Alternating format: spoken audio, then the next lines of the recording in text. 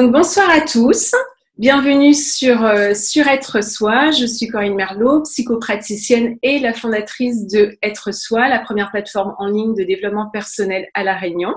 Cette plateforme est orientée épanouissement personnel, bien-être, santé et art de vivre. Donc de nombreux sujets sont traités sur la plateforme Être Soi, comme l'alimentation, le yoga, la méditation, la respiration, l'énergie, la spiritualité, les pratiques corporelles, psychocorporelles, les psychothérapies. J'ai vraiment à cœur de vous apporter des connaissances, des clés, des ressources pour vous aider à cheminer, à grandir, à vous épanouir, à marcher sur votre chemin avec peut-être plus de légèreté, de sérénité, de paix intérieure et de joie. Et ces lives contribuent grandement à cela. Donc ce soir pour ce live, j'ai le plaisir d'accueillir Julien Perron. Nous parlerons ensemble du bonheur. Mais avant de le présenter, est-ce que vous pouvez nous dire en commentaire, soit sur Zoom, soit sur Facebook, si vous avez déjà vu ce film. Donc mettez-nous un petit oui ou un petit non. Et puis, voilà, je vous présente donc tout de suite Julien Perron. Donc, Julien est le président fondateur depuis 2003 des sociétés Néo Bien-être et Néo Horizon. Il est le créateur du premier congrès Innovation en éducation. Il est également créateur de l'École de la vie et du Festival pour l'École de la vie. Il est membre d'honneur de la Ligue mondiale pour le droit au bonheur. Il est conférencier international, il est le réalisateur et le producteur du documentaire C'est quoi le bonheur pour vous? Julien, bonsoir, merci d'avoir accepté mon invitation. Est-ce que tu souhaites rajouter quelque chose sur toi pour te présenter? Non, mais ça me fait toujours rire, en fait, toutes ces éthiques. En fait, tu sais, quand on me pose cette question, justement, mais tu es qui, Julien, présentez-vous, etc. Et ben moi, je dis systématiquement, parce que c'est ce que je pense profondément, je me considère comme un citoyen du monde. Et c'est vraiment, en fait, ce que je ressens. Tu vois, je me considère pas encore maintenant, même si j'ai réalisé 2 films, comme un réalisateur ou un producteur de films, parce que c'est un métier, tu vois, dans ma tête, en tout cas, c'est un métier, c'est les arts du cinéma. Même si les films marchent super bien, j'ai pas le sentiment, en fait, d'avoir cette étiquette. Ce serait peut-être, oui, chef d'entreprise, parce que j'ai créé de manière très pragmatique une entreprise il y a 17 ans en arrière.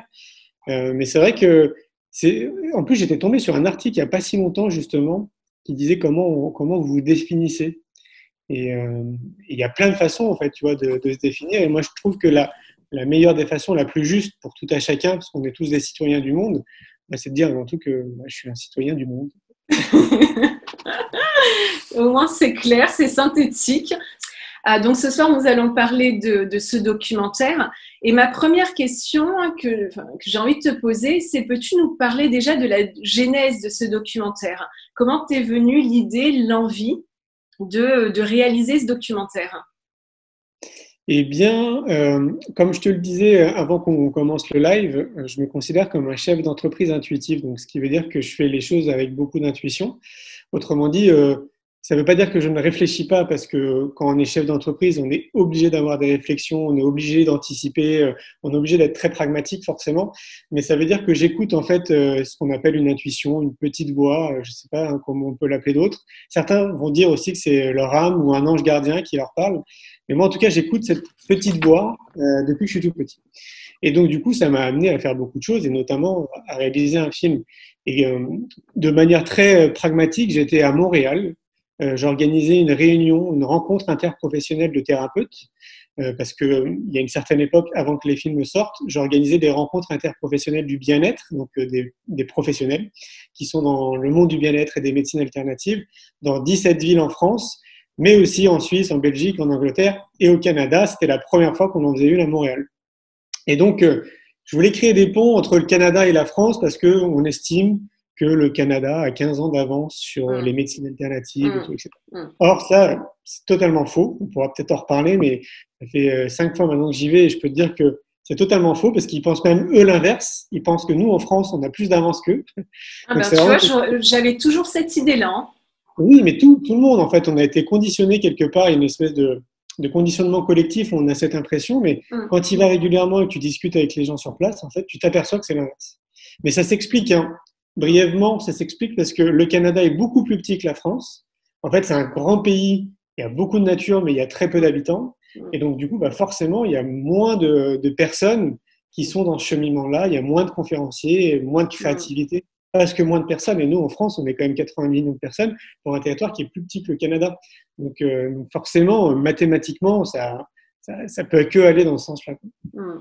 Et donc, j'étais sur place, j'organise cette réunion et je voulais rester un mois au Canada pour voir justement s'il y avait des ponts à créer entre nos deux pays. Et quand je me déplace, moi, j'aime bien dormir chez les gens. Et donc là, en l'occurrence, je dormais chez une jeune fille. C'était un mois de décembre, il faisait moins 40, je crois, un truc comme ça. Et il y avait une tempête de neige, c'était le blizzard, et donc on ne pouvait pas sortir. Et donc, du coup, on s'est retrouvés enfermés dans sa maison. Donc, on a parlé de beaucoup de choses. On a refait un peu le monde. En fait, on a parlé vraiment de plein de sujets. Et à un moment donné, dans sa cuisine, on a parlé du bonheur. Et j'avais, un peu comme aujourd'hui, j'avais mon téléphone qui était posé sur la table. Et très spontanément, je lui ai dit, est-ce que ça te dérange pas que je te filme quand tu me donnes ta définition du bonheur? Je ne savais pas vraiment à l'époque dans quoi j'allais m'embarquer. Je regarde cette vidéo, je la trouve géniale. D'abord avec ma casquette d'homme de communication, parce que je me dis, tiens, voilà un super sujet pour amener les gens à réfléchir à une question un peu philosophique sur laquelle on ne prend pas le temps, en fait, dans notre vie de tous les jours, hein, de réfléchir.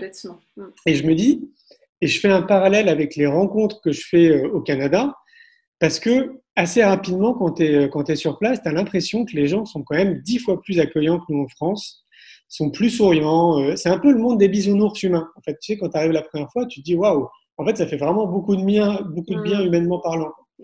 Et donc, une autre question me vient à l'esprit, je me dis peut-être qu'il y a une clé, peut-être que c'est culturel, peut-être que ça vient de leur éducation, mais hein, c'est assez flagrant quand même. Il faut vraiment être compliqué pour ne pas le voir. Et donc, du coup, je me dis, tiens, je vais continuer à interviewer des gens comme ça sur mon parcours. Et puis, ceux qui ont envie de répondre, bah, tant mieux. Et puis, ceux qui n'ont pas envie, tant pis.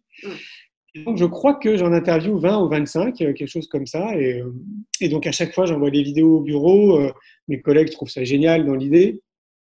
Et en rentrant en France, on décide d'inviter les internautes à nous donner leur définition du bonheur. Et donc, ça commence à générer un petit buzz, parce qu'on reçoit pas mal de vidéos de personnes qui se filment avec leur téléphone et qui nous donnent leur définition du bonheur. Ça alimente un peu notre réflexion et notre envie, en fait, d'amener les gens à réfléchir à cette question. Et puis, je fais le parallèle avec ma vie personnelle et professionnelle, qui est que, en l'occurrence, je me déplace à peu près entre 4 et 6 mois de l'année, un peu partout dans le monde, parce que, comme je te le disais en amont, à titre personnel, c'est un des éléments en fait qui fait partie de mes outils en développement personnel. J'ai besoin de me sentir dans le flow de la vie, dans le mouvement, et donc du coup, j'aime bien voyager. J'aime bien aller à la rencontre aussi de personnes que je connais pas, de cultures différentes, au niveau culinaire aussi, au niveau de l'art, enfin plein de choses, de découvrir. J'ai une grosse source de curiosité. Et donc, du coup, je me dis, tiens, je vais en profiter pendant ces déplacements pour continuer à interviewer les gens, finalement, que je rencontre dans mon parcours, comme je l'avais entamé au Canada. Et puis, ça dure pendant 1 ou 2 ans. J'interviewe beaucoup les personnes que je rencontre dans ces rencontres professionnelles du bien-être, ce qui fait qu'assez rapidement, j'interviewe 3, 4, 500 personnes.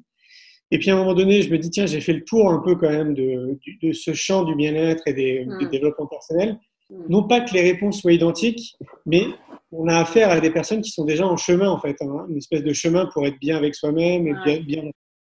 Et donc je me dis, il faudrait peut-être plus que je me rapproche de la population vraiment, j'allais dire, basique, hein, même si c'est pas le cas, qui n'est pas forcément en fait dans ce chemin-là, pour voir aussi leur définition. Et je fais le pont avec un premier parcours que j'avais fait il y a quelques années avant, où j'avais créé ce que j'appelle un road trip, qui était la France éco-responsable à vélo. Et j'étais parti à la rencontre de fermes, d'hébergements, d'acteurs qui se mobilisaient à l'époque, donc pour monter 12 ans en arrière, dans l'éco-responsabilité, dans le changement positif au niveau de la terre, au niveau de l'environnement, au niveau de la terre. Et j'avais fait en une journée Paris-Deauville. Donc, je recommande à personne physiquement. C'était très, très intéressant. J'ai découvert que j'avais des capacités, d'ailleurs. À ce point-là, c'est vraiment intéressant. Mais ce n'est pas une bonne idée de le faire en une journée. Ceci dit, je fais le pont avec ça. Et l'idée de me déplacer en vélo, quand même, m'avait beaucoup plu. Et donc, je me suis dit, tiens, je pourrais organiser un séjour où on partirait le long de la côte ouest et on interviewerait les gens comme ça en faisant du vélo.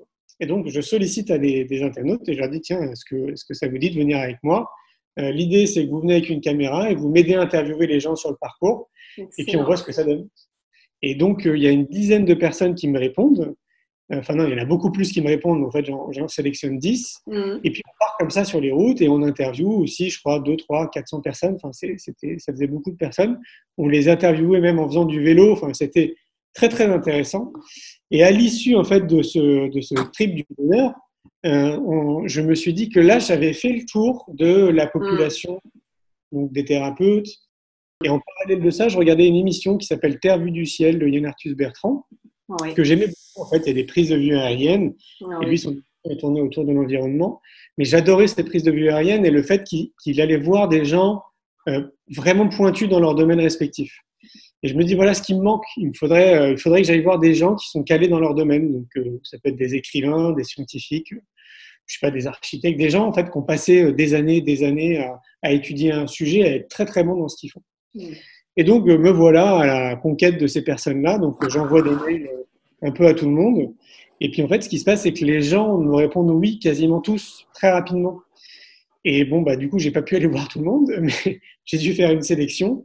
Et donc, je suis parti après pendant des années un peu partout dans le monde pour aller voir des maîtres spirituels, des gens en fait qui m'intéressaient. Non pas qu'ils étaient spécialistes dans la notion du bonheur, mais une fois de plus, qu'ils étaient spécialistes dans leur domaine d'activité. Et à cette époque, le drone arrive sur le marché. Donc, je me dis, tiens, je vais m'acheter un drone et je vais en profiter pour faire des prises de vue aériennes quand je serai dans les pays. Et donc, en autodidacte, finalement, hop, j'arrive et puis j'essaye de faire des prises de vue aériennes. Je m'aperçois que les images sont magnifiques.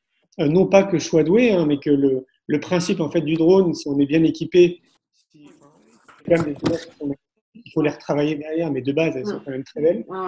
Donc, je me dis, waouh, donc je tiens déjà ça c'est fait. Et puis, bah, au fur et à mesure que j'avais commencé à interviewer les gens, j'avais acquis une espèce d'habilité, en fait, une facilité à interviewer les gens, puisque j'avais jamais fait ça auparavant. Mais par contre, j'aimais bien faire ça. C'est-à-dire que je pense que c'est peut-être quelque chose qui est inné. Je me sens à l'aise, en fait, avec l'idée d'interviewer les gens. Ça me plaît, quoi.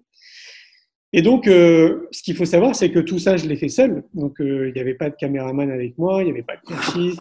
J'étais tout le temps avec 20 kilos, donc avec mon drone, avec des lumières, avec mes caméras. Au départ, c'était pas une bonne caméra parce que je connaissais pas du tout le monde du cinéma. Donc, on sait bien faire, mais j'ai dû m'équiper après d'une caméra où on peut utiliser les images et les mettre après au ciné. Donc, ce qui fait qu'il y a plein de vidéos que j'ai pas pu mettre dans le film. Et arrivé au bout de 4 ans, j'avais fait plus de 1500 interviews, j'avais 300 heures de rush. Je commençais un peu à m'épuiser, entre guillemets, physiquement, parce que se déplacer tout le temps avec 20 kilos de matos, tout déballer, faire les machins, tout. C'est quand même fatigant. Quand faut pas le nier, quoi. C'est vraiment, c'est fatigant. Et puis, 1500 personnes, ça commence à faire vraiment beaucoup de personnes. Et pour autant, quand je t'en parle, j'ai l'impression qu'il y a une forme de boulimie, mais en fait, quand je le vivais, c'était totalement normal. En fait, j'étais dans ce truc-là, quoi. Oui, parce que quand je donne les chiffres, il y a 1500 interviews dans 25 pays, 800 000 kilomètres traversés à travers le monde, 4 ans de réalisation et de tournage pour 1h30 de film. Et aujourd'hui, c'est quand même sur ta chaîne YouTube plus de 6 millions de vues. Donc, c'est quand même juste énorme ce que ça a demandé, ce que ça a fait, ce que ça a généré aussi comme retour. Oui, c'est clair. Alors, en fait, précisément, la chaîne YouTube qu'on a créée qui s'appelle Néo Bien-être a plus de 6 millions de vues. Le film C'est quoi le bonheur pour vous? Je l'ai mis en accès libre uniquement à partir du 20 mars dernier, parce que c'est la journée mondiale du bonheur et qu'on est tombé en plein confinement. Et depuis la journée du 20 mars, il y a plus de 780 000 personnes qui l'ont vu gratuitement sur la chaîne YouTube. Sinon, le film, quand il est sorti en 2017, on a fait plus d'1 million de spectateurs. Ça, c'est pour donner des chiffres précis. Et donc, tout ça pour te dire que, arrivé au bout de 4 ans, je me dis, tiens, je vais peut-être m'arrêter, parce que maintenant, j'ai fait le tour. Potentiellement, il y a 7 milliards de personnes intéressantes. Donc, je ne vais pas pouvoir interviewer 7 milliards de personnes. Qu'est-ce que je fais avec tout ce contenu? Et donc, pendant toute cette période, j'avais publié gratuitement les interviews en fait, du film, donc sur la chaîne YouTube Néo Bien-être. Donc, pour ceux qui y vont maintenant, je crois qu'il y a plus de 600 vidéos qui sont en ligne, en fait, en accès gratuit. Donc, c'est l'intégralité de toutes les personnes que j'ai interviewées, enfin quasiment, hein, parce qu'il y en a plus de 600. Et donc, j'étais en train de réfléchir et de méditer dans mon bureau et je me disais, bon, alors comment on fait un film? Parce que c'est pas mon métier. J'avais commencé à bidouiller un peu avec YouTube, donc je me suis dit, tiens, je vais essayer au moins de faire la bande-annonce. Et puis ça m'a pris un temps fou en fait de faire la bande-annonce parce que c'est pas mon boulot. Et je me suis dit après ça qu'il fallait que je trouve absolument quelqu'un qui m'aide, dont c'est le métier, quelqu'un de passionné, avec qui évidemment le sujet le ferait vibrer. Et au moment où je suis en train de penser à trouver quelqu'un, je reçois un coup de fil de Laurent Queyrat qui m'a aidé à faire le film. Et en fait, Laurent Queyrat, lui, à l'époque, était en reconversion professionnelle, enfin pas en reconversion. Il voulait se former en 3D dans le monde du cinéma, parce que lui, il a 15 ans d'expérience dans le ciné, et il cherchait un stage dans une entreprise. Et donc, il m'appelle à cette époque parce qu'il cherchait un stage dans une entreprise. Et je lui dis, écoutez, je ne sais pas si vous arrivez au bon moment, mais je vous explique mon projet. Voilà, j'ai 300 heures de rush. Le film que je vais réaliser, je vais l'appeler C'est quoi le bonheur pour vous?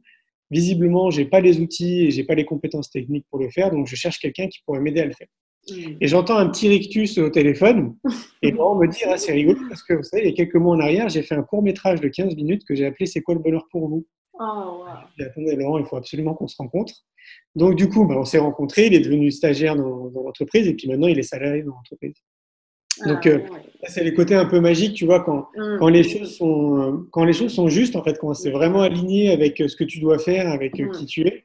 Moi, c'est ce que je vis depuis 17 ans que j'ai créé mon entreprise. Tout s'aligne, en fait, tout se met en place de manière très fluide. Et nous voilà, avec Laurent, lancés dans l'aventure, du coup, de réaliser un film.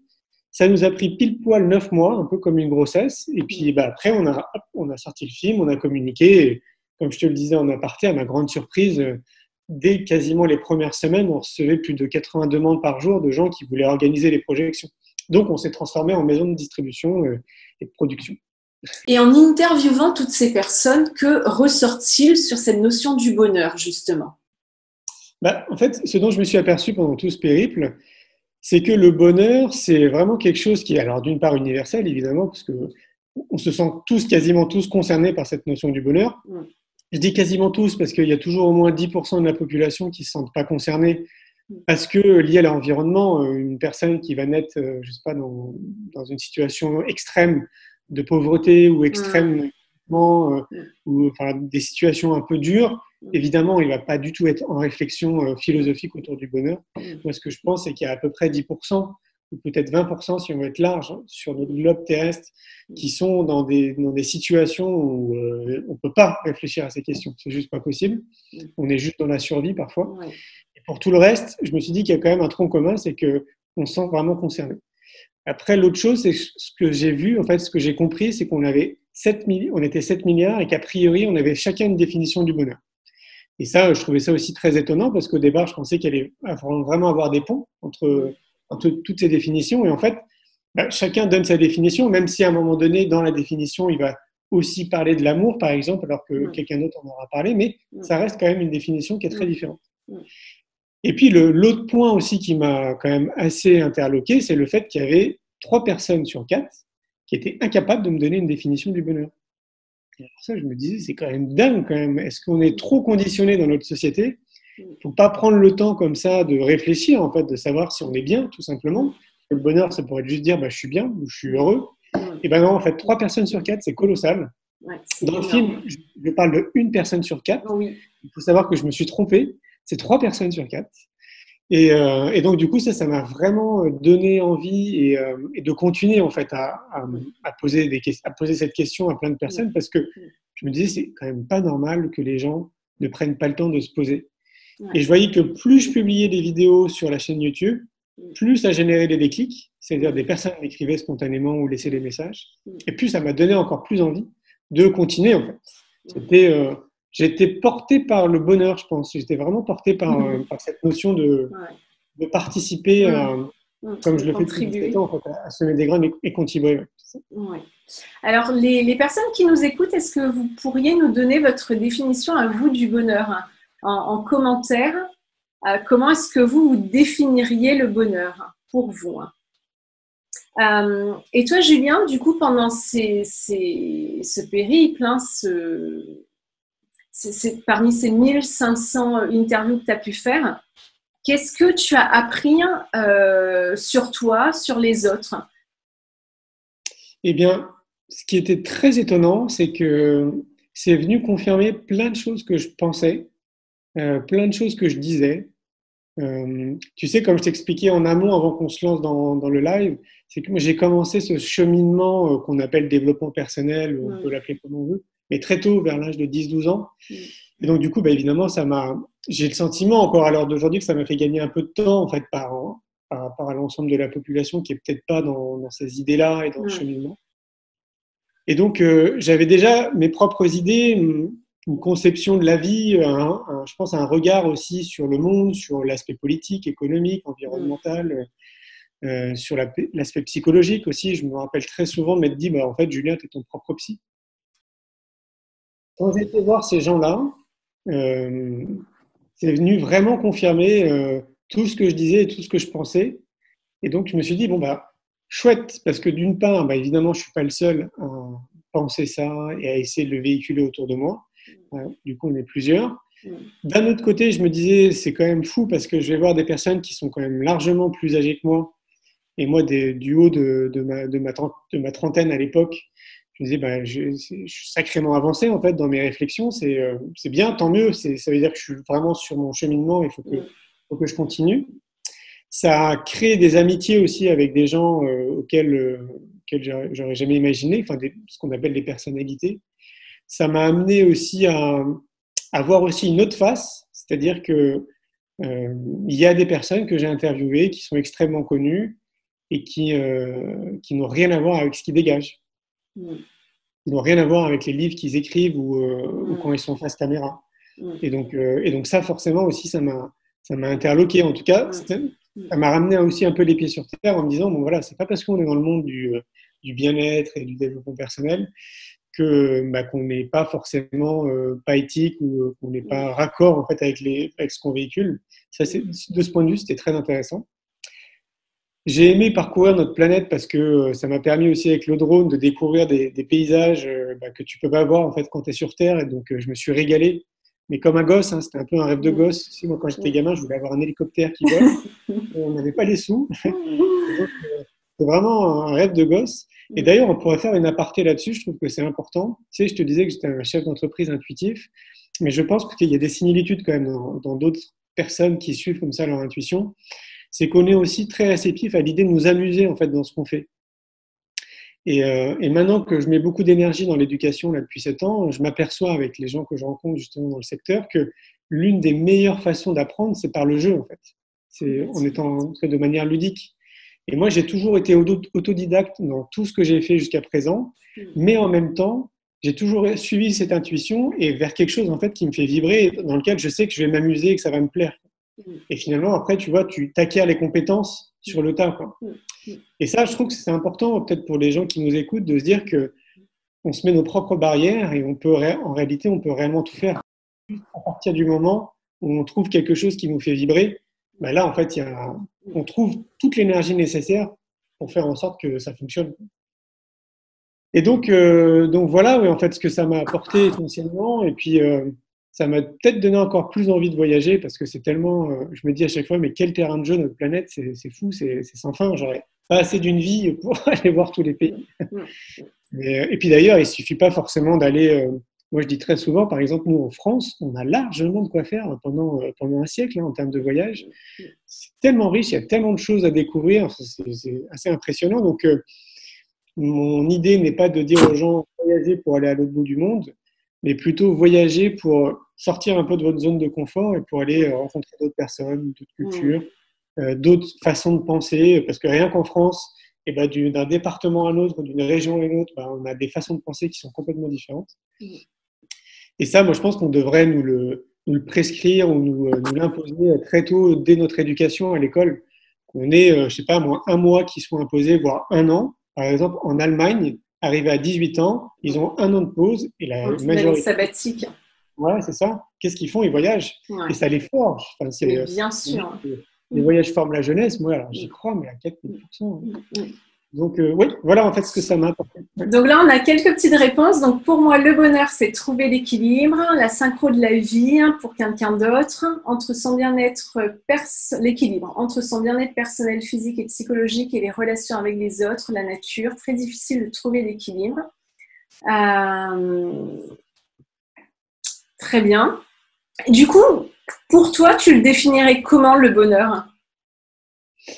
Ben, ça me fait sourire parce que en fait, dans le film, je donne ma définition à la fin du film. Oh oui. Et je dis souvent aux gens qui n'ont pas vu le film, si vous voulez connaître ma définition, il faudra regarder le film. Alors, est-ce qu'elle a évolué depuis 4 ans? Depuis 3 ans? Est-ce que tu dirais autre chose? Non, franchement, elle n'a pas évolué. Mais pour répondre en partie à ta question, à l'époque, quand j'ai créé mon entreprise, donc en 2003, je me suis posé pas mal de questions. Et il y a une question notamment qui était importante, qui était quels sont mes besoins? Quels sont mes besoins en fait, de tous les jours, juste pour que je sois épanoui? Et je pense que répondre à cette question, c'est répondre à la question du bonheur. Et moi, mes besoins n'ont pas changé, en fait, parce que j'ai quasiment pas de besoins. Ça fait même sourire. Parfois, ça agace ma compagne parce qu'elle me dit, tu as besoin de quoi? Je dis, bah, tu sais, j'ai pas trop de besoins. Je me rends compte que je le dis dans beaucoup de choses. Et donc, mes besoins sont très primaires. Moi, j'ai besoin de manger, j'ai besoin d'avoir un toit sous la tête, d'être en contact avec les gens, d'être en pleine nature, l'amour, l'amitié, tu vois, vraiment, j'ai l'impression des besoins primaires en fait de l'humain. Et j'ai pas d'autres besoins que ça pour me sentir bien et me sentir exister. Alors, est-ce que tu pourrais dire, parmi toutes les personnes que tu as rencontrées, qu'il y a des personnes qui sont plus douées au bonheur que d'autres? Alors, je sais pas s'il y a des personnes qui sont plus douées. Par contre, je pense qu'il y a quand même un déterminant, c'est l'environnement dans lequel on grandit. Donc, déjà, l'environnement dans lequel on grandit, tiens, je te présente Néoli. Ah ben, elle vient de descendre, c'était ma chatte. Je vais te la présenter. Parce que l'environnement, je l'ai vu à travers les gens que j'ai rencontrés, notamment en termes d'études, on va dire, scientifiques. Il y a des paramètres quand même qui ressortent pour tendre vers le bonheur. Et un des paramètres qui ressort, c'est l'environnement quand même dans lequel on grandit, qui est un point assez déterminant. Un deuxième point qui me semble aussi déterminant et qui ressort dans beaucoup d'études, c'est le lien social. On a vraiment besoin d'être connecté avec les gens. Là, on l'a encore plus mesuré pendant cette période de confinement. On a bien vu, en fait, beaucoup de personnes faisaient du Zoom, faisaient du Skype. On avait besoin quand même qu'il y ait un minimum d'échange. D'interaction. Exactement. Et ça, c'est vraiment, d'ailleurs, c'est une grande étude qui a été menée, qui a duré pendant 75 ans, et qui démontre ça, en fait. La conclusion finale, c'est le lien social. Ouais. Et puis, il y a d'autres déterminants. Il y en a un aussi qui est très important, c'est le fait de découvrir ce que j'appelle, moi, les excellences, en fait, là où on est très, très bon. D'où la nécessité d'accompagner les enfants le plus tôt possible, à les accompagner dans ce qu'ils sont eux réellement, mais pas les imposer à rentrer dans un moule, en fait, qui leur correspond pas. Et donc, si on détermine nos excellences et qu'en plus, on met ces excellences à contribution pour le bien commun, donc c'est-à-dire pour les autres, donc autrement dit qu'on se sent utile pour la communauté ou utile pour les autres, eh bien c'est un des déterminants qui nous permet de tendre vers le bonheur. Et moi je suis là d'ailleurs pour le dire parce que l'usufruit de mes activités, tout ce que je fais, c'est dans ce sens-là. L'idée c'est vraiment de participer à quelque chose de collectif, de poser ma petite pierre positive, d'inspirer les gens de manière positive, de générer les déclics, et je me sens utile. Et le fait de me sentir utile tous les jours, c'est ce qui, je pense que c'est un peu le moteur, mais j'en suis quasiment sûr, c'est ce qui m'anime tous les matins à être excité comme une puce, à voir en fait qu'est-ce qui se passe, qu'est-ce que je peux faire, quels sont les mails que j'ai reçus, de sentir que tu es vraiment utile, ça c'est vraiment un déterminant du bonheur. Oui, en fait, il y a quand même un point qui est hyper important, c'est comment, si on devait résoudre un peu j'ai envie de dire, l'équation de notre société qui peut nous paraître tourner pas dans le bon sens, mais il faudrait se concentrer sur notre éducation et sur notre système éducatif. Et comme je le disais en amont, si on pouvait justement nous accompagner réellement dans nos excellences et dans ce qu'on est réellement, je pense que vraiment en une génération, on pourrait changer la face de notre humanité parce qu'on serait vraiment connecté avec nos valeurs, notre éthique, et on apporterait juste ce qu'on est, tout simplement. Ouais. Et donc, une fois de plus, moi, c'est ce que je vis depuis que j'ai créé mon entreprise, parce qu'à l'époque, je l'ai créé à 23 ans et avant, j'étais salarié dans une entreprise. Et donc, je peux mesurer la différence et voir en fait que que tu sens que tu as des capacités, mais que tu n'es pas en accord avec les idéaux, avec les valeurs, avec le management. Et donc, il y a une part de frustration. Et à partir du moment où tu passes de l'autre côté de la barrière et que tu te mets justement à être actif, et être acteur en fait de ta vie, mais en plus pour les autres, là, franchement, moi, vraiment, je crois que ça a changé ma vie du tout. Vraiment. Alors du coup, qu'est-ce qui nous rend malheureux? Est-ce que tu as une réponse ou est-ce que, voilà, à travers encore une fois toutes ces interviews, tu as vu les obstacles au bonheur chez les personnes? Je crois que c'est intimement lié à notre conditionnement, au conditionnement de la société, en fait, globalement.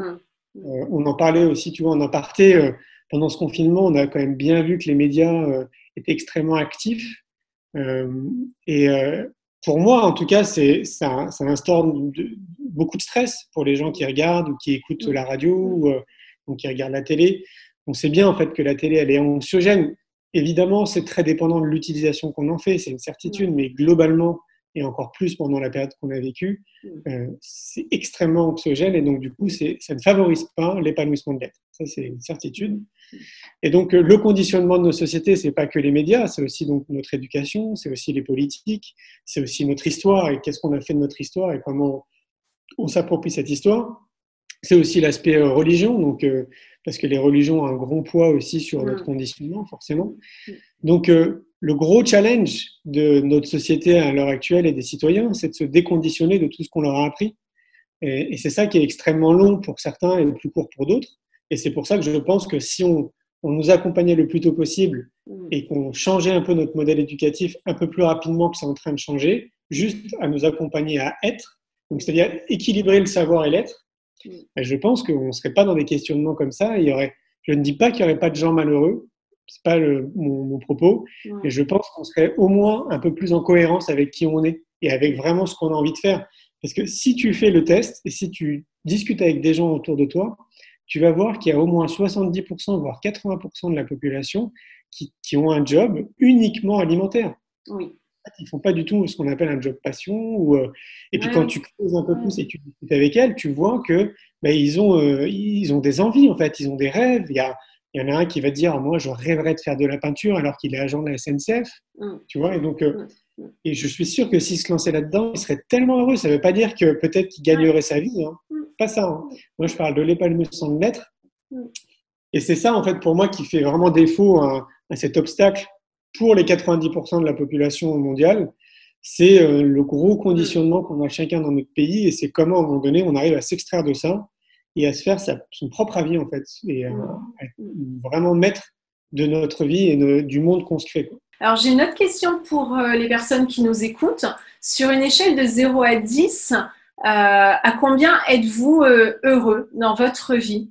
Est-ce que vous êtes en perpétuelle quête de bonheur? Est-ce que vous avez ces petits moments de bonheur dans votre vie et vous les savourez pleinement? Voilà, dites-nous un petit peu où vous en êtes dans votre vie. Est-ce que tu pourrais nous dire, Julien, comment améliorer notre niveau de bonheur? Est-ce qu'il y a des tips, des clés? Alors, il n'y a pas de recette, évidemment, c'est vraiment différent d'une personne à l'autre, mais par rapport à toutes les personnes que tu as pu interviewer, par rapport à ton expérience à toi, est-ce que tu aurais des clés comme ça à nous donner pour améliorer notre niveau de bonheur? Ah oui. Alors, comme tu le dis, c'est pas une clé universelle ou miraculeuse, encore que tu vas comprendre pourquoi, parce que pour moi, en fait, c'est des mécanismes, c'est multifactoriel. Et ce que je pense, c'est que tendre vers le bonheur, c'est intimement lié à notre bien-être, donc notre machine biologique et notre esprit. Donc, comme pareil, on nous apprend pas à s'occuper de nous. On nous dit d'ailleurs très souvent que s'occuper de nous, c'est égoïste. Eh ben, pour moi, la première des choses, et c'est une responsabilité citoyenne, c'est que chacun comprenne qu'il est vraiment important qu'il s'occupe de lui. Et pour ça, il y a des outils. Enfin, pour moi, on peut tous les appliquer. Chacun à notre niveau, chacun avec nos compétences, chacun avec notre énergie. C'est pas dans l'ordre croissant, mais je vais te dire ce qui me vient à l'esprit. Pour moi, il y a l'alimentation. Donc, être très vigilant à ce qu'on mange. On sait par exemple que pour une personne qui est très motivée, il lui faut au moins 2 ans pour changer son alimentation. Donc ça veut dire quoi? Ça veut dire que comme on ne nous a pas éduqués à bien manger. Bien manger, ça veut dire manger des aliments qui sont bons pour nous. C'est-à-dire que les aliments qui vont être bons pour moi ne seront pas forcément bons pour toi. Donc, ça veut dire qu'il y a une vraie démarche d'introspection personnelle de savoir quels sont les bons aliments pour moi. Qu'est-ce qui m'apporte réellement de la santé? Hippocrate le disait il y a des siècles en arrière, que ton alimentation soit ton premier médicament. Et c'est une vérité absolue. Donc déjà, si on fait au moins cette démarche-là dans notre vie de tous les jours, d'essayer de bien manger, donc de cuisiner, et pas de réchauffer des plats ou qui sont déjà préparés, donc de cuisiner, déjà rien que ça va changer énormément de choses dans notre vie. Le deuxième point, c'est d'avoir une activité physique. Donc, peu importe ce que c'est, hein. Faites de la marche, de la natation, de la course à pied, du vélo, peu importe. L'idée, c'est que dans la semaine, on ait un minimum d'activité physique parce que notre corps a besoin d'évacuer à travers les pores en fait, de notre peau les substances toxiques qui sont dans notre corps. On en évacue avec les urines, mais c'est pas assez. On a besoin de se dépenser. Donc ça, c'est pareil. Si déjà, au minimum, les citoyens qui nous écoutent, attention à leur alimentation, donc alimentation santé, et font un minimum de sport toute la semaine, tout le temps, et que ça s'ancre en fait dans leurs habitudes, déjà rien que ça, ils vont pouvoir le mesurer, ça va changer énormément de choses dans leur vie. En fait, on devient plus lucide, on devient plus créatif, on est plus réceptif en fait à notre entourage, on est juste mieux dans notre peau, quoi. Et rien que ça change tout dans les choix, dans nos décisions, dans les rencontres, dans plein de choses. Le troisième point qui est fondamental, c'est le sommeil. C'est pareil, on ne nous a pas éduqués à ça. Majorité d'entre nous, évidemment, on met un réveil le matin pour aller travailler. Moi, je prescris le réveil. Enfin, il ne faut surtout pas avoir de réveil, au contraire. J'ai fait comme tout le monde, hein. J'avais un réveil à l'époque quand j'étais salarié. Et en fait, je me suis aperçu d'une chose, c'est que ce réveil-là, il me stressait le matin quand ça me réveillait. Et je me sentais quand même un peu stressé en fait dans la journée. À ça venait s'ajouter le café ou avec la caféine, ça te stresse encore plus le corps. Et donc de mon analyse, je me suis dit bon, je vais commencer déjà par arrêter le café. Et donc j'ai senti que ça me faisait du bien. D'ailleurs, j'ai senti qu'il y avait une vraie addiction au café, un peu comme une cigarette, parce que les premiers mois, ça n'a pas été simple d'arrêter le café avec les collègues après le manger, tout, etc. Parce que c'est devenu une espèce de routine. Donc ça m'a fait beaucoup de bien quand j'ai arrêté. Et après, je me suis dit, tiens, je vais essayer de ne plus mettre de réveil. Et là, depuis plus de 20 ans, j'ai plus de réveil. Et ça a encore changé beaucoup de choses. J'ai eu le sentiment de m'alléger, en fait, d'alléger mon corps parce que le postulat, il est très simple. C'est que chacun, on sait de combien d'heures de sommeil on a besoin, en fait, pour qu'on soit bien. On le sait tous. Et si on ne le sait pas, il suffit juste de s'observer quelques semaines et on va vite le voir. Donc moi, ce que je fais, c'est que si, par exemple, demain, je vais me lever, je sais pas moi, à 6 heures, je vais me coucher en fonction. Parce que je sais que mon corps, il a besoin de 7 à 8 heures de sommeil. Et qu'au bout de 7 heures ou 8 heures, de toute façon, mon corps, il va se réveiller, quoi qu'il arrive. Et donc, rien que ça, déjà aussi, ça, c'est un paramètre qui est énorme et qui change vraiment beaucoup de choses. Un autre point qui me vient à l'esprit, c'est de s'entourer de gens positifs. Ça, c'est challengeant parce que quand on est dans cette démarche d'avoir une bonne alimentation, de faire du sport, de faire attention à son sommeil, de ne plus mettre de réveil, de bannir tout ce qui est excitant, café, etc. Et ben on s'occupe de soi. Et donc du coup, progressivement, il peut y avoir un décalage en fait, qui se crée avec les gens de notre entourage. Ça peut être nos collègues, ça peut être notre famille, ça peut être notre chérie, ça peut être nos parents, par exemple. Mais ça, c'est normal parce qu'on n'est pas tous sur les mêmes cheminements. Et donc du coup, normalement, on peut vite s'apercevoir qu'il y a des sujets de discussion qu'on ne pourra pas avoir avec des gens parce qu'ils n'en sont pas encore arrivés là. Donc, du coup, ils ne comprennent pas, en fait, pour eux. Il y a encore une phase de déconditionnement, quoi. Et on a tous vécu, à un moment donné, une personne au minima ou plusieurs qui nous tire vers le bas parce qu'elle nous appelle à chaque fois quand ça ne va pas ou c'est toujours pour nous dire des choses négatives, etc. Et donc, pour moi, dans l'idéal, il faut se séparer de ces gens. Ça peut mettre un petit peu de temps, mais ça ne veut pas dire qu'il faut les bannir de notre vie. Mais ça veut dire qu'on a besoin de s'entourer de gens positifs et qui nous tirent vers le haut. Ça me paraît aussi fondamental. Un autre point, on l'a un peu évoqué, c'est de se couper des médias. Alors, se couper, c'est peut-être pas le bon terme, mais au moins se séparer de sa télé, parce que à mon goût, elle sert à rien, votre télévision. L'information, vous pouvez très bien aller la chercher. Moi, par exemple, pendant le confinement, comme ça fait plus de 20 ans que j'ai pas de télé et que j'écoute pas la radio, j'ai surtout pas été chercher de l'information, même sur Internet. Donc, je ne faisais pas la démarche. Et pour autant, mes amis, mes collègues m'envoyaient des infos, des liens qu'ils trouvaient. Et donc, de toute façon, je ne savais pas ce qui se passait. Donc, si on regarde bien, c'est à peu près pareil pour tout le monde. Il y a des gens qui vont dire, ah oui, en fait, si tu n'as plus de télé, tu te coupes du monde, tu te coupes des informations. Non, c'est faux. C'est totalement faux. C'est même au contraire, c'est même mieux parce que tu peux aller choisir ton info et que de toute façon, l'info que toi, tu n'as pas forcément envie d'avoir, de toute façon, on va l'entendre quelque part. Dans le bus, à la machine à café, je sais pas, à la librairie, des gens qui vont t'appeler, enfin, c'est comme ça.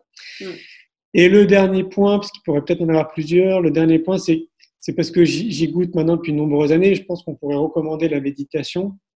La méditation, c'est pareil, je pense qu'on peut la recommander à une majorité de personnes, mais pas à tout le monde. C'est-à-dire que si des personnes sont dans une détresse psychologique, il faut surtout pas leur recommander la méditation.